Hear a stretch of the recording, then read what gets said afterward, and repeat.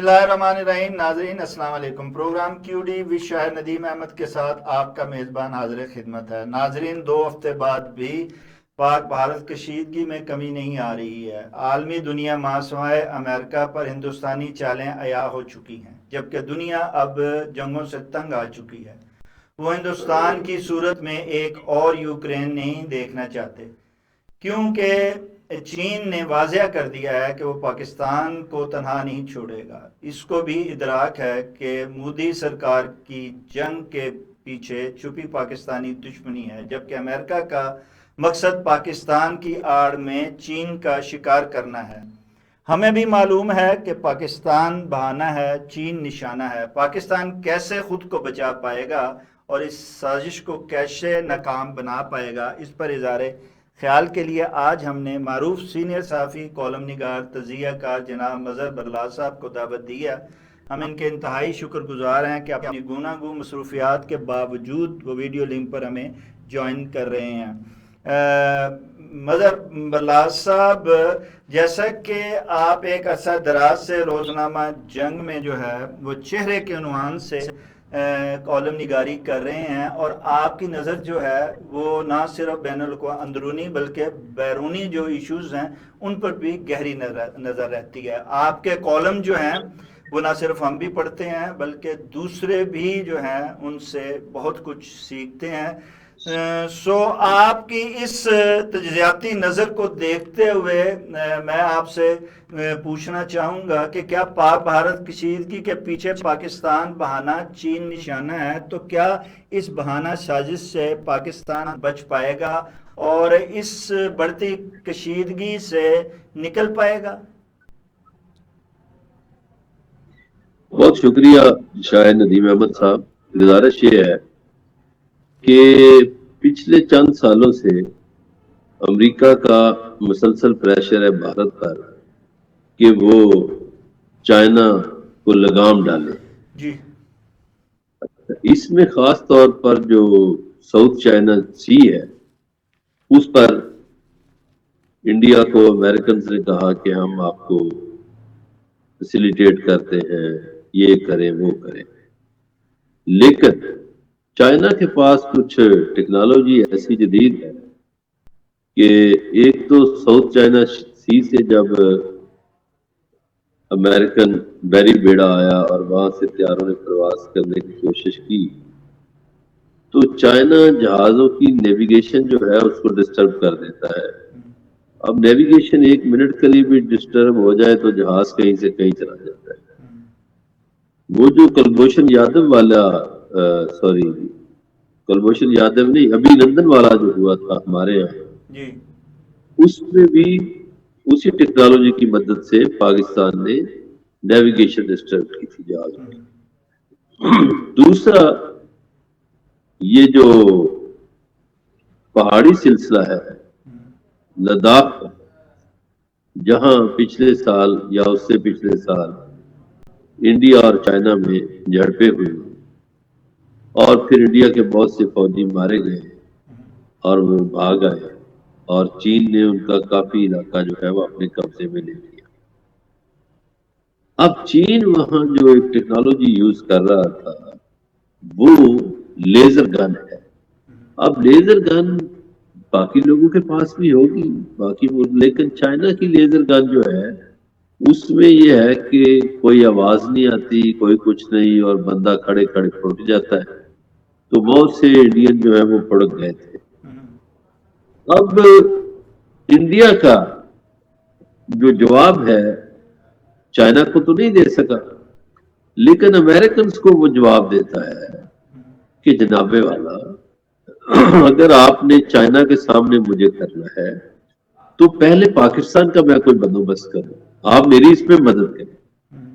اب اس میں مدد کیا ہو رہی ہے کہ دنیا کے سامنے ہے پاکستان میں دہشت گردی ہوتی ہے، انڈین ایجنسی راؤ اس میں انوالو ہے، ہم ثبوت بھی دیتے ہیں، لیکن دنیا کچھ نہیں کرتی، دنیا چپ رہتی ہے. اب بلوچستان کے علاوہ سندھ میں بھی کچھ واقعات ہوتے ہیں، کچھ خیبر پختونخوا میں، حتیٰ کہ پنجاب میں کچھ واقعات ایسے ہوئے کہ انڈین دہشت گردی جو ہے وہ ثبوت کے طور پر پیش کی گئی۔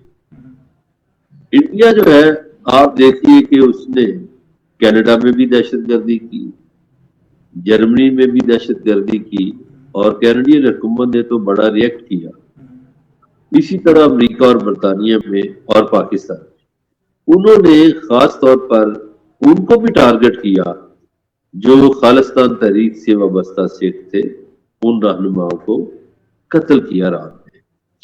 اب یہ دہشت گردی کو ثابت کرنے کے لیے میرا خیال ہے کہ دنیا کے پاس بہت سے ثبوت ہیں، لیکن امریکہ کی مرضی ہے، وہ انڈیا کو دہشت گرد نہیں مان رہے۔ حالانکہ اسی مودی کو امریکہ دہشت گرد قرار دے چکا ہے، اسی مودی پر امریکہ جانے پر پابندیاں تھی، اور پورا ہندوستان جانتا ہے اور پوری دنیا جانتی ہے کہ یہ جو آر ایس ایس کے لوگ ہیں ان پر انڈیا کے پہلے وزیر اعظم جواہر لال نہرو نے پابندیاں لگائی تھی، اور انہوں نے انڈین ریاستوں کے گورنرز کو لیٹر لکھے تھے کہ آر ایس ایس پر مکمل پابندی ہے، اور یہ لوگ جو ہیں یہ سیکولر انڈیا کے منہ پر یا چہرے پر دھبا ہے۔ نہرو کا یہ خیال تھا کہ یہ لوگ جو ہے آر ایس ایس کے یہ صرف ہندو نظریے کے قائل ہیں اور ہندو نظریے کو آگے بڑھانا چاہتے ہیں۔ آر ایس ایس نے یہ نظریہ ہٹلر سے لیا تھا، یہ مڈ 30s کی بات ہے جب آر ایس ایس انڈیا میں بنی۔ اب آر ایس ایس کے لوگ کہتے ہیں کہ ہندوستان میں صرف ہندو ہونا چاہیے، بلکہ وہ تو کہتے ہیں یہ جو آس پاس کے علاقے ہیں وہ تو افغانستان تک گنواتے ہیں کہ یہ ہندوستان ہے اور اس میں صرف ہندو بستے ہیں۔ اسی لیے کبھی وہ چرچ جلا دیتے ہیں، کبھی سکھوں کے گردواروں کی بے حرمتی کرتے ہیں، کبھی بدھ متوں پر زندگی تنگ کرتے ہیں۔ اب آپ دیکھیے کہ ایک میں نے دنیا کی مثال دی، اب میں ہمسایوں کی مثال دیتا ہوں انڈیا کو تاکہ ہمارے ناظرین جو ہیں وہ سمجھ سکیں۔ کچھ سال پہلے آپ کو یاد ہوگا، ہمارے ناظرین کو بھی یاد ہوگا کہ سری لنکا میں دہشت گردی کی ایک آگ لگی ہوئی تھی۔ تامل ٹائگرز کو سپورٹ کرتا تھا انڈیا وہاں دہشت گردی کروا رہا تھا، علیحدگی کی تحریک چلوا رہا تھا۔ پھر یہ سری لنکا نے کسی کی مدد سے ان ٹائیگر کا سر کچلا اور سری لنکا میں امن ہوا۔ بنگلہ دیش میں 2015 میں آپ دیکھیے کہ مودی وہاں ڈھاکہ میں کھڑا ہو کے کہتا ہے کہ ہم نے مشرقی پاکستان علیحدہ کیا، ہم نے یہاں مداخلت کی اور بنگلہ دیش بنایا۔ اب جب ایک اسٹیٹ کا سربراہ دوسرے ملک میں کھڑا ہو کے یہ کہے کہ ہم نے مداخلت کی، تو اس کا مطلب ہے اس نے دہشت گردی کا اقرار کر لیا، اور یہ انٹرنیشنلی ایک میں سمجھتا ہوں کہ اس وقت کی جو پاکستانی حکومت تھی، جو میاں نواز شریف کی حکومت تھی، انہوں نے مودی سے لاڈ پیار کیا، ورنہ یہی بیان لے کر ہم عالمی عدالت انصاف میں جا سکتے تھے، ہم یونائٹڈ نیشن میں جا سکتے تھے، اور ہم کہہ سکتے تھے کہ دیکھیے یہ بھارت کا وزیر اعظم خود اقرار کر رہا ہے اور ڈھاکہ میں کھڑے ہو کے اقرار کر رہا ہے۔ اسی طرح یہ جو چین ہے، اب چین کی طرف آ جائیے۔ میں ہمسایوں کی اس لیے مثالیں دے رہا ہوں کہ یہ انڈیا بہت بڑا دہشت گرد ہے، کینیڈا، جرمنی کی مثالیں میں نے دے دی، اب میں ہمسائی کی مثالیں دے رہا ہوں۔ چین کے ساتھ ان کا بڑا جھگڑا رہا، یہ جو سکم ہے اس طرف، لداخ کی طرف، تو وہ تو خیر چین طاقتور ہے، انڈیا اس سے ڈرتا ہے۔ چین کی سرحدیں 13 ملکوں سے ملتی ہیں، ان 13 میں سے 12 ملکوں کے ساتھ چین کا کوئی نہ کوئی تنازع کسی نہ کسی دور میں رہا ہے۔ صرف ایک ملک ہے جس کے ساتھ اس کا کبھی کوئی تنازع نہیں رہا، کبھی کوئی جھگڑا نہیں رہا، وہ پاکستان ہے۔ اب پاکستان کا جو علاقہ ہے گلگت بلتستان، وہ چائنا سے ملتا ہے، اور اگر آپ ہمارے ناظرین میں سے بہت سے لوگ دیکھتے ہوں گے کہ گلگت بلتستان کے جو لوگ ہیں ان کی شکلیں بھی چائنیز سے بہت ملتی ہیں. جی یہ جو ان کا اورمچی چین کا ایک بڑا شہر ہے، یہ گلگت کے قریب ہی ہے، اور کاشگر، یہ سارے علاقے. اب مسئلہ یہ ہے کہ پاکستان کے خلاف اس نے دو طرفہ تین طرفہ کام شروع کر رکھے. ایک تو پنجاب بارڈر سے، سندھ بارڈر سے دہشت گردی، کشمیر سے ایل او سی اور ورکنگ باؤنڈری سے، اور پھر یہ جو افغانستان کی بارڈر ہے اس میں افغانستان کی حکومت بھی ماضی والی انوالو رہی ہوگی. انڈیا نے وہاں بہت سے کونسل خانے بنائے جو 1.5 درجن سے زیادہ کونسل خانے ہیں. اب وہ کونسل خانے بنیادی طور پر راہ کے دفاتر ہیں، وہاں دہشت گردوں کو تربیت دی جاتی ہے، وہاں دہشت گردوں کو پیسہ دیا جاتا ہے، وہاں دہشت گردوں کو فیسیلیٹیٹ کیا جاتا ہے. اس سلسلے میں بھی نہیں مکرا جا سکتا. دیکھیے انڈین قومی سلامتی کے جو مشیر ہیں اجیت کمار دوول، مسٹر دوول جو ہیں وہ راہ کے افسران سے خطاب کرتے ہوئے فرما رہے تھے کہ دیکھیے ہم اپنا بندہ بھی ضائع نہیں کریں گے. جو دہشت گرد ہمیں دنیا سے ملے گا اگر وہ 50,000 روپیہ لیتا ہے تو ہم اس کو 1.5 لاکھ روپیہ دے دیں گے اور پاکستان کو ڈی اسٹیبل کریں گے. تو اس پہ انہوں نے کام کیا. اب یہ تو ہو گئی یہ والی دہشت گردی. اب آ جائیے آبی دہشت گردی کی طرف. یہ کیا ہے؟ اگر آپ اجازت دیں تو میں یہ بھی بیان کرتا چلوں.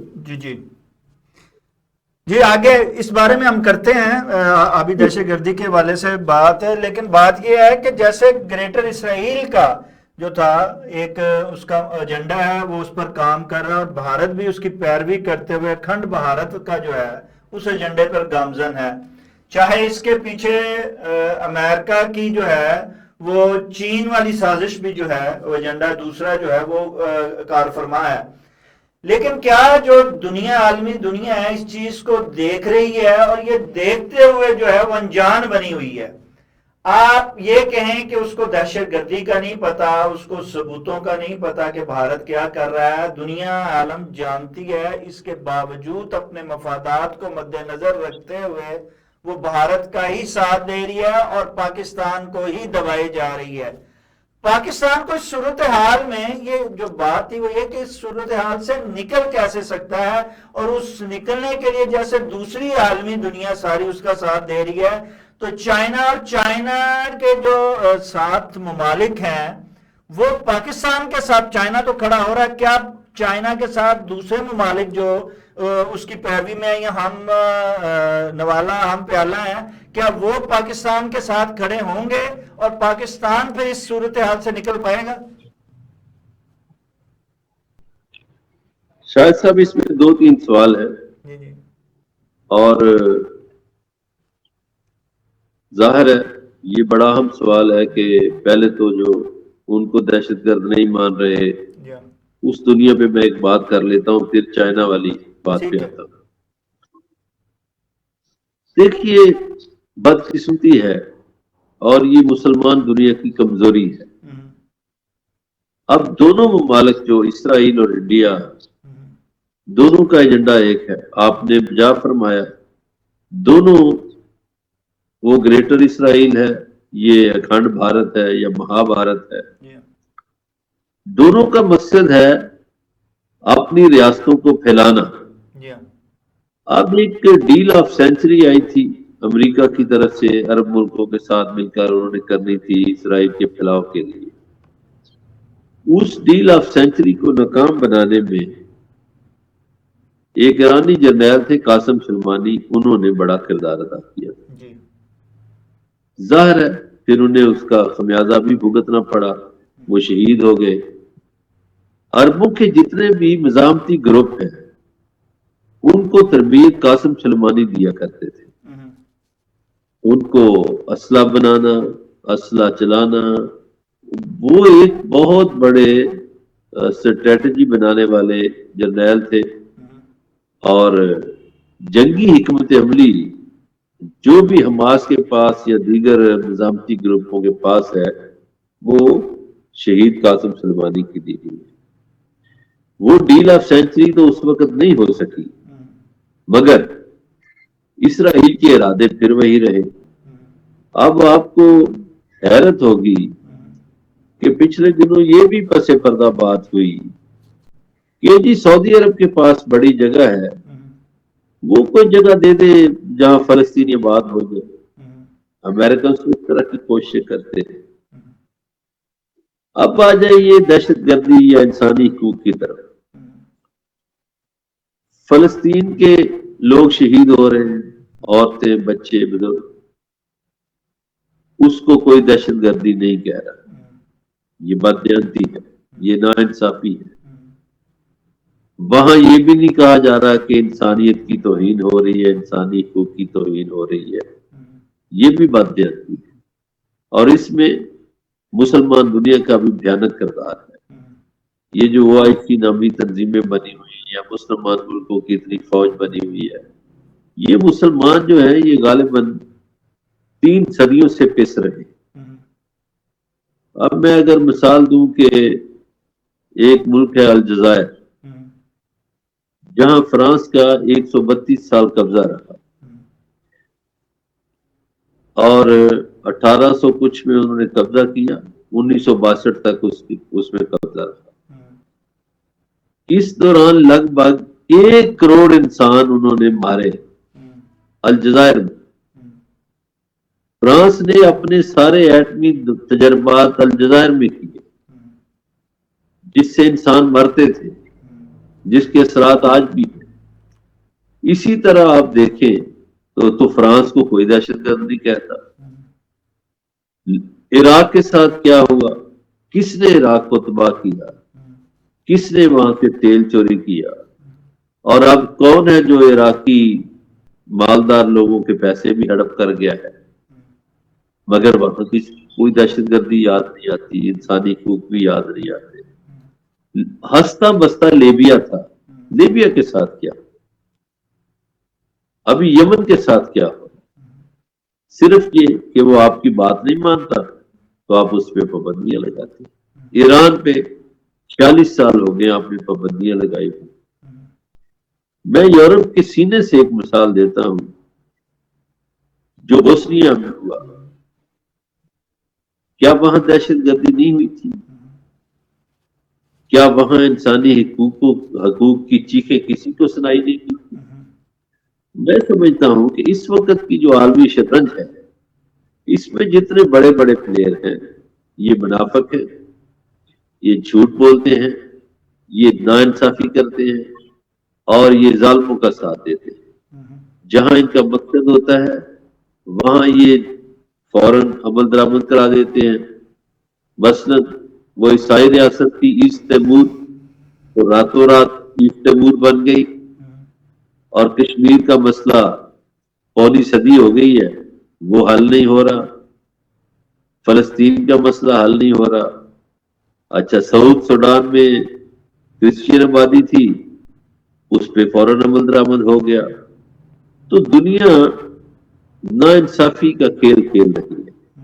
یہ جو یونائٹڈ نیشن نامی تنظیم بنائی گئی تھی، میرا خیال ہے کہ اس سے بڑی ناانصافی کرنے والی تنظیم شاید ہی کو پہلے رہی۔ یہ عالمی عدالت انصاف جو ہے یہ بھی ناانصافی کرتی ہے۔ یہ جو مالیاتی ادارے ہیں، ورلڈ بینک ہے یا IMF ہے، یہ بھی غریب ملکوں کا خون چوسنے کے لیے رکھے گئے۔ اسی طرح آپ منی لانڈرنگ پہ بڑی باتیں کرتے ہیں، سب سے زیادہ منی لانڈرنگ لندن میں ہوتی ہے، وہاں تو کوئی پابندیاں نہیں لگتی، کوئی نہیں پوچھتا۔ تو دنیا کے دورے میں آ لہذا وہ انڈیا کو دہشت گرد نہیں کہیں گے چونکہ اچھا، دورہ جب میں آ رہے انڈیا کو مدد صاحب ہیں۔ یہ دہشت گرد نہیں کہتے تو کیا آپ سمجھتے نہیں ہیں کہ انہی سپورٹ سے پاک بھارت کشیدگی ہے اور پاک بھارت جنگ کے قریب ہے؟ آپ سمجھتے ہیں کہ ان کی پشت پناہی سے یہ جنگ ہوگی اور یہ کر کے رہیں گے؟ جی ابھی پہلا جو آپ کا سوال ہے نا اس کا جواب میں دے دوں جو چین کے سلسلے ٹھیک میں ہے، آپ نے کیا ٹھیک ہے۔ کہ چین اور اس کے ساتھی پاکستان کے ساتھ کھل کر کھڑے ہوں گے یا نہیں. چین جی تو جی کھڑا ہو گیا جی جی تو وہ ہمیشہ کھڑا رہتا ہے. ہوں، وہ پاکستان کا آل ویدر فرینڈ ہے. ہوں، لیکن پاکستانی حکومت کو بھی سوچنا چاہیے کہ وہ کسی ایک کشتی کے سوار بنے. پاکستانی حکومت جو ہے وہ ادھر بھی محبت کے اشارے کرتی ہے ادھر بھی محبت کے اشارے کرتی ہے. چینیوں کو یہ بات بری بھی لگتی ہوگی لیکن ان کا حوصلہ ہے ان کی ہمت ہے کہ وہ پاکستان سے پھر بھی دوستی نبھا رہے ہیں. یہ پاکستانیوں کو سوچنا چاہیے کہ چین تو کھڑا ہو گیا چین کے ساتھی اس کے ساتھ کھل کر کھڑے ہوں گے یا نہیں. ہوں، اس لیے کھڑے ہوں گے کہ آپ کھڑے اس لیے نہیں ہوں گے کہ آپ صاف بات نہیں کر رہے ہوں، آپ صاف موقف نہیں اپنا رہے ہیں. ہوں، اور اگر کھڑے ہوں گے تو تب کھڑے ہوں گے جب آپ کا موقف صاف اور واضح ہوگا. تو یہ تو بات یہاں. اب آپ کا جو سوال تھا وہ فرمائیے. اچھا، جو اس نیکسٹ سے کوشچن. آپ کی ہر بات سے ایک نیا سوال نکل آتا ہے. اس سے پہلے کہ وہی سوال میں دہراؤں عالمی قوتوں کا اور اقوام متحدہ کا، بات آ گئی چین کی اور ان کے لوگوں کی اور پاکستان کا. جیسے ہم عالمی طاقتوں کے دوہرے معیار کو دیکھتے ہیں تو پاکستان کا بھی دوہرا معیار ہے کہ وہ ایک پاؤں امریکہ کے کشتی میں رکھتا ہے تو دوسرا چین کی، اور چاہتا ہے کہ میرے دونوں جو کشتیاں ساتھ ساتھ چلتی رہیں، جبکہ یہ ممکن نہیں ہے. اچھا، تو کیا پاکستان جو ہے یہ صرف مفادات کی، دوسروں کے مفادات کے لیے ہی استعمال ہوتا رہے گا؟ کل وہ امریکہ کے لیے استعمال ہو رہا تھا کابل میں، آج وہ انڈیا کے برخلاف چین کے لیے استعمال ہوتا رہے گا، اور ان کی پھر جو ہے وہ ہمدردیاں حاصل کرنے کی یا خود کو ان کے سہارے چلانے کی کوشش کرتا رہے گا؟ کیا خود انحصاری کی طرف بھی آئے گا؟ جیسے یہ کہا جاتا ہے ہماری سیاسی لیڈرشپ ہو یا اکثری کے ہو کہ ہم آزاد ملک ہیں، ہماری پالیسی آزاد ہے، ہم خود مختار ہیں. یہ کیسی خود مختاری ہے کہ ہم کبھی چین کی طرف دیکھتے ہیں کبھی امریکہ کی طرف دیکھتے ہیں، خود پاکستان جو ہے وہ پاکستان بننے کی کوشش کیوں نہیں کر رہا ہے؟ دیکھیے شاہد صاحب کہنے کو تو بہت کچھ کہا جا سکتا ہے. خود ہی کہنا ہے کہ ہم ایسے ہیں تو ہم ایسے ہیں. جی جی بات یہ ہے کہ ہمیں 47 میں جو آزادی ملی وہ نام نہاد آزادی تھی. ہوں، ہم امریکہ کی جھولی میں چلے گئے ہوں، اور یہ آپ نے درست فرمایا کہ ہم نے وہ جنگ جو ہے امریکہ کی جنگ نہیں. ہوں، ہم نے دہشت گردی کے خلاف بھی جنگ امریکہ کی لڑی. چین کے مفاد کے لیے تو ہم استعمال نہیں ہوئے ہوں، ابھی تک. ہوں، البتہ چین نے ہمارے خلاف جب بھی قرارداد آئی تو اس کو بھی ٹوکا. ٹھیک. چین نے ہمارا ساتھ بہت دیا.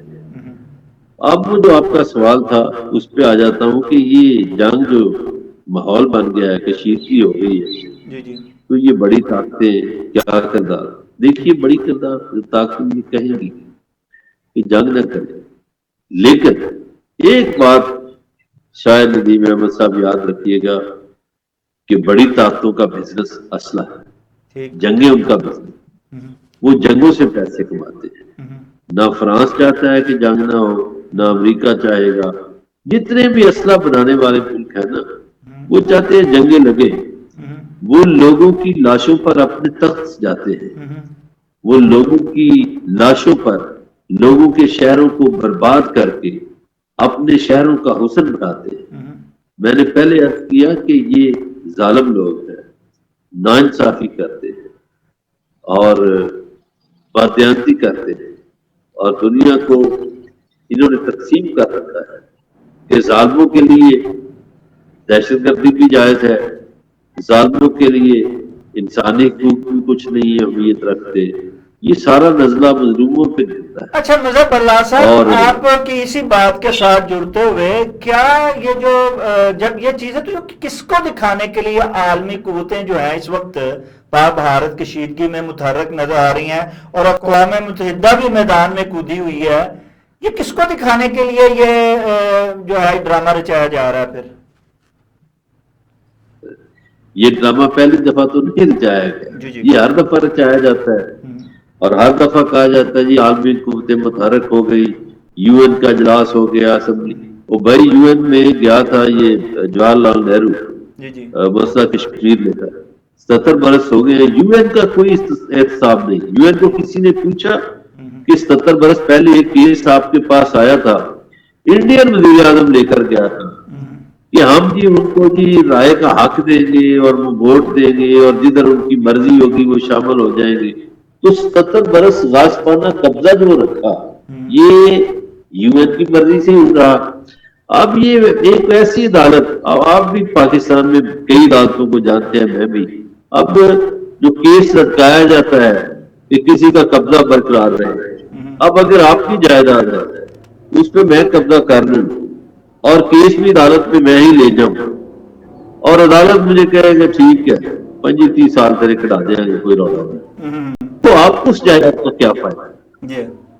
وہ تو 25-30 برس کا سارا پرافٹ میرے پاس ہوگا اور 30 برس بعد بھی دیکھا جائے گا. تو یہ وہ کیس ہے کشمیر والا. کشمیری بیچاروں کی تو زندگی تنگ ہے، ان کے ساتھ تو بھیڑ بکریوں جیسا سلوک کیا جاتا ہے. یہ جو کشمیر کا سٹیٹس بدلا تو یہ مودی نے کہا کہ ہم نے نہرو کے نظریے کو ڈبو دیا ہے. ہم جو نہرو کی باتیں تھی کشمیر سے متعلق ان کو رد کر دیا ہم نے، ہم اس کو ہندو ریاست بنائیں گے. تو وہ خیر دنیا، مجھے تو دنیا میں انصاف، دنیا کی ناانصافی بول رہی ہے، ورنہ دنیا میں یہ کیسے ہو جائے؟ اچھا آدھی سے زیادہ لوگ اس غربت میں دنیا، عالمی دنیا کی اس بے انصافی کے ساتھ آپ سمجھتے ہیں کہ 2 ایٹمی قوتوں کی بالآخر جنگ ہو جائے گی؟ دیکھیے یہ بات ایک شروع میں ہوئی تھی جو آپ نے پہلا سوال کیا تھا پانی کے مسئلے پہ، میں اس پہ آنا چاہوں گا. جنگ اصل میں ہونی پانی پہ ہے، ٹھیک ہے، اب کسی اور ایشو پہ جنگ نہیں ہونی. اچھا جہاں میں اس سے ایڈ کر دوں، جہاں پانی کی بار بار بات آتی ہے، پانی جو ہے وہ انہوں نے اب چناب کا روک دیا، جیلم کا روکنے کا بندوبست وہ کر رہے ہیں، وہ تو کر رہے ہیں. ہم اس کے مقابل جو ہے یہ اعلان کرتے ہیں، دعوے کرتے ہیں، دھمکی بھی دیتے ہیں کہ قومی سلامتی پہ کوئی سمجھوتا نہیں کیا جائے گا اور منہ توڑ جواب دیا جائے گا. اب مجھے بتائیے وہ کام کر رہا ہے تو ہم کب جواب دیں گے اور کیسے جواب دیں گے؟ 2 ہفتے تو گزر گئے ہیں اس دھمکیوں اور بھبکیوں کی لڑائی میں. یہ کچھ نہ کچھ جو ہے وہ اب نکل ہی آنا چاہیے. وہ تو سارا بھارت تو سارا کچھ کر رہا ہے اور ہماری دوڑیں لگی ہوئی ہیں وزیر خارجہ کی. شاہد صاحب پہلا سوال تو یہ ہے کہ آپ کے وزیر اعظم جو نام نہاد آپ کے وزیر اعظم ہیں، فارم 47 کے ہیں، جعلی وزیر اعظم ہیں، انہوں نے ایک دھمکی دی تھی کہ اگر پانی روکا گیا، اگر سیدھا معاہدہ کینسل کیا گیا اور پانی روکا گیا تو ہم اسے پاکستان پہ حملہ تصور کریں گے. تو انہوں نے تو روک دیا چناب کا پانی جو پچھلے ہفتے 40,000 کیوسک آ رہا تھا، اس ہفتے 5300 کیوسک آ رہا ہے. پانی تو انہوں نے روک دیا جناب کا. تو آپ نے کیا کر لیا؟ پھر آپ کی وہ دھمکی کدھر گئی؟ تو یہ بنیادی طور پر دیکھیے یہ سندھ طاس معاہدہ ہوا ہی غلط تھا. یہ انٹرنیشنل لاز کی خلاف ورزی ہوئی تھی. چونکہ انٹرنیشنل لاز کہتے ہیں کہ ایک دریا اگر ایک سے زائد ملکوں سے گزرے تو آخری ملک میں پانی پہنچنا ضروری ہے. اگر ایک دریا ایک سے زائد صوبوں میں سے گزرے تو آخری صوبے میں پانی پہنچنا ضروری ہے. پھر اپر بیرین اور لوئر بیرین ہے. اپر بیرین جو یعنی بلائی سطح پر جو لوگ ہیں وہ پانی نہیں روک سکتے زیری علاقے کے لوگوں کا. تو یہ جو دریا 3 بیچے گئے، جو ستلج، راوی اور بیاس، جی یہ آ رہے تھے انڈیا سے. جی بیسیکلی یہ تبت سے نکل کے ہماچل پردیش سے ہوتے ہوئے انڈین پنجاب سے گزر کر ہمارے پنجاب میں داخل ہوتے تھے. ان 3 دریاؤں کے پانی پہ بات ہونا تھی. یہ 3 دریا آپ نے انڈیا کو پکڑا دیے، اور جو متنازع علاقے سے دریا آ رہے تھے کشمیر سے، جس کی ابھی سیٹلمنٹ ہی نہیں ہوئی جی کہ وہ علاقہ کس کا ہے، اس کا کیس UN میں پڑا ہوا تھا. سب جوڈیشس جو آپ بولتے ہیں نا کہ عدلیہ میں کیس ہے، جی تو اس علاقے سے آنے والے دریاؤں پر تو بات ہونی نہیں چاہیے تھی. یہ اس وقت کے جو لوگ تھے، اب میں یہ کھولنے لگا ہوں ایک بات، جی جی وہ جب معاہدے کے لیے سندھ طاس معاہدے کے لیے کمزور وزیر اعلیٰ پنجاب بنایا گیا، پنجاب نہیں اس وقت مغربی پاکستان ہو گیا تھا، 1 یونٹ بن گیا تھا 55 میں، تو مظفر علی قدرباش کو بنایا گیا، اوپر سکندر محتا، پھر اس میں شامل ہو گئے شعیب، یہ پاکستان کے وزیر خزانہ رہے ایوب دور میں، یہ ورلڈ بینک کے ڈائریکٹر تھے. اور بھٹو جو ابھی سندھی بہت روتے ہیں نا، یہ رسول نے کان کھول کے، وہ بھٹو قدرتی وسائل کا وزیر تھا. انہوں نے بڑی پلاننگ کی کہ جی سندھ طاس معاہدہ ہونا چاہیے ہونا چاہیے. اچھا بھی کس نے آپ کو کہا ہونا چاہیے؟ وہ عالمی بینک کا پریشر تھا. اب عالمی بینک کا پریشر کیوں تھا؟ عالمی بینک کو کس نے کہا کہ یہ پریشر ڈالو؟ اچھا پاکستان نے تو نہیں کہا، تو کس نے کہا؟ عالمی بینک نے ان پہ پریشر ڈالا ہوا تھا. ایوب خان نے 57 میں 1957 میں مسترد کیا کہ نہیں یہ تو وارا نہیں کھاتا. پھر 1960 میں وہی ایوب خان جب صدر بنا ہوا تھا پاکستان کا، وہ کیسے مان گیا؟ اس پہ پریشر تھا. اس وقت کے جو قدرتی وسائل کی وزیر تھے ذوالفقار علی بھٹو، اور وزیر خزانہ شعیب، اور اسی طرح کے اور کچھ لوگ. تو انہوں نے کہا ایوب خان کو کہ نہیں، پاکستان کا زیادہ نقصان نہیں ہوگا، 16 لاکھ ایکڑ زمین ہماری جو ہے اس کو پانی نہیں ملے گا. لیکن ایکچولی سندھ طاس معاہدے سے 60 لاکھ ایکڑ زمین کو پانی نہیں ملتا، وہاں پر بھی جھوٹ بولا گیا. پھر آپ دیکھیے کہ ورلڈ بینک کو میں بار بار کہہ رہا ہوں، وہ کس نے کہا؟ 19 ستمبر 1960 کو کراچی میں اس معاہدے پر دستخط کون کرتا ہے؟ جواہر لال نہرو. یہ دلی میں نہیں ہو رہا، واشنگٹن میں نہیں ہو رہا، ماسکو میں نہیں ہو رہا معاہدہ، کراچی میں بھی. چونکہ انڈیا کو جلدی تھی، انڈین جو تھنک ٹینکس ہیں ان کا خیال تھا کہ پاکستان میں اگر پنجاب کو بنجر کر دیا جائے تو پاکستان بھوکا مرے گا. اور یہ خیال بہت حد تک درست بھی ہے. آپ دیکھیں کہ کیا فرق ہے انڈین پنجاب میں اور پاکستانی پنجاب میں، ایک ساتھ جڑے ہوئے ہیں، موسم ایک جیسا ہے. انڈین پنجاب میں فی ایکڑ گندم کی پیداوار ہے 70 من، اور جو ہمارا پنجاب ہے وہاں فی ایکڑ پیداوار ہے 40 من. انڈین پنجاب میں گنا ہوتا ہے فی ایکڑ 18 سے 22 ٹن، اور ہمارے ہاں 8 یا 9 ٹن ہوتا ہے. تو اتنا فرق کیسے آ گیا؟ دونوں کا کی آب و ہوا ایک جیسی، موسم ایک جیسا، زمین ایک جیسی ہے. تو پاکستان کا اناج گھر ہے پنجاب، انڈیا کا اناج گھر بھی پنجاب ہے. انہوں نے اپنا اناج گھر تو آباد کر لیا مگر ہمارا اناج گھر اجاڑ دیا. اب وہ جو 3 دریا ہیں ہمارے ستلج، راوی اور بیاس، جو میں سمجھتا ہوں انٹرنیشنل لاز کے خلاف معاہدہ ہوا۔ انٹرنیشنل لاز کہتے تھے کہ پانی اینڈ تک جانا چاہیے، وہ دریا جب پاکستان میں داخل ہوتے ہیں تو پانی داخل نہیں ہوتا، ریت اڑتی ہے، دھول اڑتی ہے۔ اب انڈیا نے ان دو دریاؤں کو اکٹھا کر کے ستلج کو اور بیاس کو، یہ فیروز پور کے پاس باکھڑا ڈیم بنایا، بہت بڑا ڈیم ہے، بانس سے انہوں نے نہریں نکالی ہے اور پاکستان کا پانی بند ہے۔ اسی طرح راوی پہ انہوں نے جو جنکشن ہے جس میں ہماچل پردیش، جموں کشمیر اور ایسٹ پنجاب، جو پنجاب اور کشمیر کو ملاتا ہے پل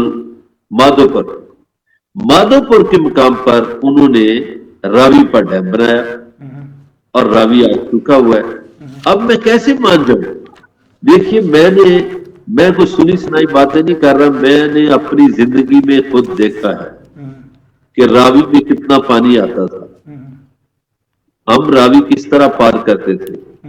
میں نے دیکھا جو جموں کشمیر سے ندیاں آتی تھی، سفید چمکتا پانی اس میں آتا تھا اور سارا سال آتا تھا، حالانکہ سردیوں میں پانی کم ہوتا ہے لیکن ان ندیوں میں پانی آتا تھا۔ یہ جو آپ کے نالے ہیں جتنے کشمیر سے آ رہے تھے ندیاں، جیسے ایک ہے، ڈیک ہے، پلکو ہے، بئی ہے، بسنتر ہے، اس طرح بہت سی ندیاں آتی تھی۔ اب ان ندیوں میں پانی نہیں ہے، اب وہ برساتی نالے ہیں۔ تو یہ کس نے کیا؟ اچھا اب اور سن لیں، سندھ طاس معاہدہ چلتا رہا۔ 1991 میں کیا ہوا کہ پاکستان کے پاس، پاکستان میں صوبوں میں پانی کی تقسیم کا ایشو تھا، 1991 میں ایک معاہدہ ہوا۔ 1991 میں پاکستان میں جو پانی آتا تھا وہ آ رہا تھا 124 ملین فی ایکڑ 1991 میں، اب وہ پانی آ رہا ہے 109 ملین فی ایکڑ، یعنی 15 ملین فی ایکڑ پانی کم ہو گیا۔ یہ کم کیسے ہوا؟ یہ جو میں نے ندیاں گنوائی ہیں یہ پانی انڈیا نے اپنی طرف رکھ لیا۔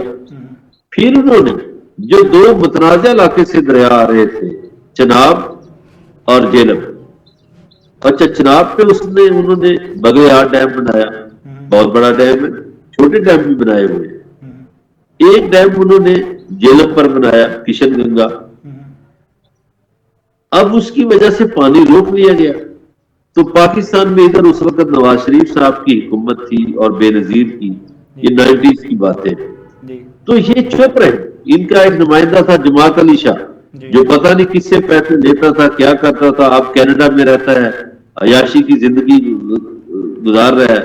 ہماری بدقسمتی یہ ہے پاکستان کی کہ پاکستان میں جو بڑے عہدوں پر لوگ آ جاتے ہیں وہ ذاتی مفاد کی طرف زیادہ سوچتے ہیں، وہ ذاتی مفاد کو زیادہ دیکھتے ہیں، قومی مفاد کو نظر انداز کرتے ہیں۔ پاکستان کو اسی وقت یہ کیس عالمی عدالت انصاف میں اور ورلڈ بینک میں لے کر جانا چاہیے تھا 90 کی دہائی میں، کہ یہ کیسے چناب پہ بغلیار ڈیم بنا سکتے ہیں، یہ کیسے کشن گنگا ڈیم بنا سکتے ہیں جہلم پہ۔ ابھی آپ تو آپ کے ملک میں تو یہ جعلی حکمران بڑھ کے مار رہے ہیں نا۔ انڈیا میں اسی دوران انڈیا میں سلامتی کونسل کی ان کی ایک میٹنگ ہوئی ہے، اس میں مودی نے 5 نئے ڈیموں کی منظوری دی ہے جو چناب اور جہلم پر بنیں گے، اور اگر چناب اور جہلم پر وہ ڈیم بھی بن گئے تو آپ کا پانی تو ختم ہو گیا۔ ہاں اب اس کا فائدہ کون اٹھائے گا؟ اس کا فائدہ جب آپ عالمی قوانین کی خلاف ورزی انڈیا کرے گا تو ایک جواز وہ چائنا کو دے دے گا۔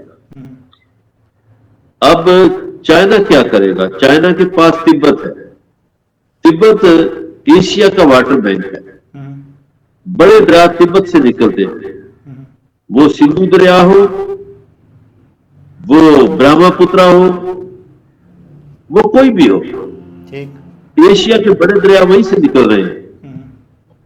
تو چین کے پاس چونکہ تبت ہے اور چین کے پاس ٹیکنالوجی بھی ہے، چین پھر انڈیا کو، پاکستان کا بدلہ انڈیا سے لے سکتا ہے۔ پاکستان تو نہیں لے رہا. پاکستان کے تو حکمران نے کہا تھا کہ ہم جنگ سفر کریں گے, پانی روک لیا, تو پانی تو انہوں نے روک لیا ہے, سندھ معاہدہ انہوں نے پھاڑ دیا ہے. ہاں, اب پاکستان کو ایک طاقت دکھانی چاہیے, ایک نیا معاہدہ کرنا چاہیے, انٹرنیشنل لاز کو سامنے رکھ کر انڈیا کو میز پر لائے, عالمی طاقتوں کو انوالو کرے, ڈرا کے لائے, جیسے مرضی لائے, ٹیبل پہ لا کے انٹرنیشنل لاز کے مطابق معاہدہ کرے. انٹرنیشنل لاز میں لکھا ہوا ہے کہ آخر تک پانی جانا چاہیے, یہ بیاس, ستلوج اور راوی کا پانی بھی نہیں روک اچھا سکتے. مظہر صاحب, جب یہ انہوں نے انڈیا نے کیا تھا سندھ معاہدہ جو ہے وہ کینسل کیا تھا, تو پاکستان نے اسی دن اعلان کیا تھا کہ ہم اس مسئلے کو لے کے جائیں گے عالمی عدالت میں, تو کیوں نہیں جا رہے؟ کیا آپ سمجھتے ہیں کیا وجہ ہے؟ ہر دفعہ اعلان کرنے کے بعد اس پر عمل درآمد کرنے میں کون سی رکاوٹ آ جاتی ہیں ان کے؟ بدقسمتی سے ہمارے ہاں ہر دفعہ اس خاندان کی حکومت ہوتی ہے جس کے انڈیا سے مفادات جڑے ہوئے ہیں, ٹھیک ہے, اور ہمارے اداروں کو بھی یہ سمجھ نہیں آ رہی وہ اس خاندان کو کیوں اقتدار میں رکھنا چاہتے ہیں. مجھے تو آج تک یہ سمجھ نہیں آئی. کتنی مرتبہ مظہر اللہ صاحب, آپ کو شہباز شریف صاحب کی تابع داری دیکھ کے بھی سمجھ نہیں آئی؟ وہ تو کہتے ہیں آپ یہ بتائیں کہ میں نے سنگلی کے ساتھ بیٹھنا ہے یا آزادی طور پر بیٹھنا ہے. نہیں شاہد صاحب, پھر آپ تابع داری دیکھ لیں یا اپنے ملک کا مفاد دیکھ لیں. آپ نے پہلے ہی اپنے ملک کا بیڑا غرق کیا ہے. سندھ معاہدہ کیوں کیا, اور اب وہ کینسل ہو گیا تو عدالت میں جانا تو دور کی بات, یہ حکمران برادران تو انڈیا کے خلاف ایک بیان تک نہیں دے رہے صحیح طریقے سے. وہ چپ ہے. وہ بڑے سے پوچھا بھی بہت دفعہ, وہ ان کی شادیوں پہ آتے ہیں بھائی, بغیر ویزوں پہ آ جاتے ہیں. میں تو مجھے اپنے اداروں پہ حیرت ہوتی ہے کہ یار ان میں سے کیا نکالنا ہے اس خاندان سے, آپ نے کیا مجبوری ہے آپ کی کہ آپ انہیں کو حکمران رکھنا چاہتے ہیں؟ کیا آپ پاکستان کو ترقی کرتا ہوا نہیں دیکھنا چاہتے؟ کہ آپ نہیں چاہتے پاکستان پھلے پھولے؟ انہوں نے تو اب نیا اسٹیشن ڈھونڈ لیا ہے, بیلاروس. وہ بیلاروس کا حکمران جو ہے اس کو 2021 میں موسٹ کرپٹ آدمی قرار دیا گیا تھا. اب چور کا ساتھی بن گیا, ادھر جا کے وہ یہ اپنی کمپنیاں بنا لیں گے, اپنا سرمایہ ادھر لے جائیں گے. نہیں, یہاں قومی مفاد کے لیے ذاتی مفادات کا جو ہے وہ تحفظ ہے, تو آپ کیا سمجھتے نہیں ہیں کہ وہ جو انہیں لانے والے ہیں ان کے بھی ان کے مفادات جڑے ہوں گے؟ تو یہ سارا ٹولہ جو میں شاہد صاحب بطور پاکستانی کہتا ہوں, جس کا بھی ذاتی مفاد اپنے ملک کے مفاد سے بڑا ہے, میں اس پہ لعنت بھیجتا ہوں. ٹھیک, میرے لیے پاکستان مقدم ہے.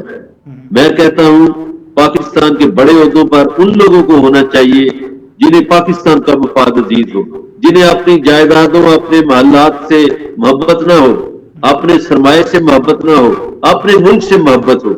یہ کیا ڈرامہ ہوا کہ آپ کا ذاتی مفاد تو پھلے پھولے اور آپ کا ملک نیچے چلا جائے؟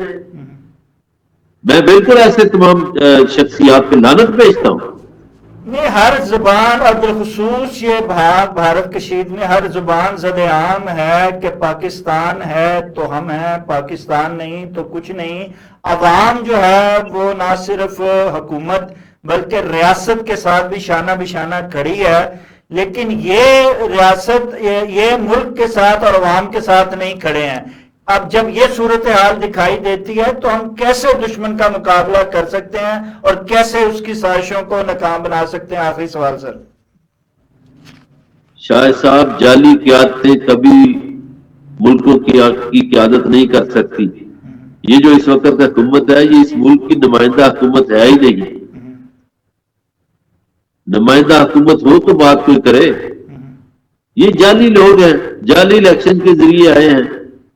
جو ان کو لانے والے ہیں وہ جانے یہ جانے. عوام کی رائے کا تو احترام بھی نہیں کیا گیا. عوام نے جو کہا وہ بات مانی نہیں گئی. مجھے ایک دن پوچھا, یقین کرے مجھے سیاسی شخصیت نے پوچھا کہ سیاسی, میں اس سے بہت پیار کرتا ہوں. انہوں نے کہا پاکستان میں کوئی ایسا لیڈر آیا ہے मार्शल्ला हुकूमतें भी आई हैं, सियासी भी आई हैं, कोई ऐसा लीडर आया है जिसको पाकिस्तान से बहुत मोहब्बत हो और जाती मफाद ना हो? मैंने कहा हाँ, कायद आजम के बाद इमरान खान आया है जिसको जाती मफाद नहीं है, मुल्क से मोहब्बत है। बाकी बीच में जो आए वो सारे मफाद परस्त थे, जाती मफादात थे, वो फौजी थे, गैर फौजी थे, जो भी थे। किसी ने सिमतास मुआहदा कर दिया, किसी ने सैचिन दे दिया, किसी ने कुछ कर दिया, किसी ने बाढ़ लगवाने दी इंडिया को, किसी ने कुछ किया। भाई ये सारे जाती मफादात यही के यही रह जाएंगे, आपने कब्र में चले जाना है चंद सालों के बाद। ये क्यों नहीं सोचते हमारे बड़े बड़े ओहदेदार, पाकिस्तान में क्यों करते हैं? उस अवामी नुमाइंदे को, उस अवामी लीडर को तो जेल में फेंका, वो वहां से मुहिब्बुल वतनी में बयान दे रहा है, और ये हुक्मरान बैठे हुए जो है इंडिया के खिलाफ बयान नहीं दे रहे, और उसको किसी कौमी सलामती के इजलास में लेकर नहीं आ रहे कि कहीं बात हाथ से ना निकल जाए, कहीं इक़्तिदार ना चला जाए। भाई आपकी इनाएं जितनी मर्जी हो, आपकी इनाओं का कद इस मुल्क से छोटा होना चाहिए। आपने क्यों उसको कैद रखा हुआ है नाजायज? सारे मुकदमात उस पर झूठे, सारे इल्जामात उस पर झूठे। वो सच्चा मुहिब्बे वतन खरा पाकिस्तानी है और पाकिस्तान को आगे ले जाना चाहता है। आपने चोरों का टोला मुसल्लत किया हम पे। हमारा क्या कसूर है? इस मुल्क के अवाम का क्या कसूर है? इनके मुकद्दर में यही चोर रह गए, यही लुटेरे रह गए, और मैं लुटेरे के साथी को लुटेरा समझता हूं, चोर के साथी को चोर समझता हूं। ये कूफा मिजाज है। कूफा के लोग ये नहीं थे कि चुप क्यों रहे थे। चुप रहना भी जुल्म करने के मुतरादिफ है। आप जुल्म होता हुआ देखें और खामोश रहें। तो मैं चोरों के साथियों को चोर ही समझता हूं, क्या वो मेरा भाई क्यों ना हो। अगर मेरा भाई भी किसी चोर का साथी है तो मैं उसको चोर समझूंगा। जी बहुत शुक्रिया मजहबुल्लाह साहब, आपने क्योंकि जाना है और आपने बड़ी तवील और बड़ी जो है वो मुफस्सल गुफ्तगू की, इजहार ख्याल के। नाजरीन, मजहबुल्लाह साहब के इजहार ख्याल के बाद कुछ कहने की गुंजाइश नहीं रहती, लेकिन एक बात जो है उसको रिपीट करने को ज़रूर दिल करता है, और वो ये है कि हमें इस मुल्क को बचाना है, इस मुल्क को आगे लेके जाना है, तो फिर अपने ज़ातियात, अपने अनाज से बाहर निकल कर हमें कौमी मुफाद को, मुल्क के मुफाद को मद्देनज़र रखना होगा। क्योंकि ये मुल्क है तो हम हैं, ये मुल्क नहीं तो फिर कुछ भी नहीं रहेगा, सब कुछ तिनकों की तरह बिखर जाएगा। तो नाज़रीन, इस पर तवज्जो देने की ज़रूरत है, इस पर सोचने की ज़रूरत है, और इस सोच को लेके पॉजिटिव तौर पर आगे बढ़ने की ज़रूरत है। नाज़रीन, इसके साथ ही प्रोग्राम का वक्त ख़त्म हुआ चाहता है। अपने मेज़बान शाह नदीम अहमद को इजाज़त दीजिए। आपका, हमारा, हम सब का अल्लाह निगहबान।